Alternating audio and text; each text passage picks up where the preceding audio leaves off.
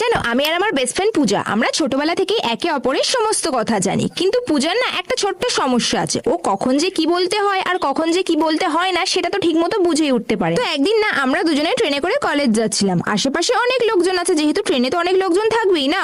তো পূজা আমাকে হঠাৎ করে বলছে, আরে তোর সেই ক্রাশের কথা মনে আছে যে সেদিন তোকে হঠাৎ করে বলছিল তুমি কি আমাকে পছন্দ করো, আর তুই তো পুরো একদম লজ্জাতে পুরো লাল হয়ে গেছিলিস। তখন আমি বললাম, ভাই এখন এইসব কথা বলার কি দরকার ছিল, দেখ আমরা কোথায় আছি, আমরা ট্রেনে আছি আর এখানে অনেক লোকজন আছে। কিন্তু ও তো কিছুতে থামেই না।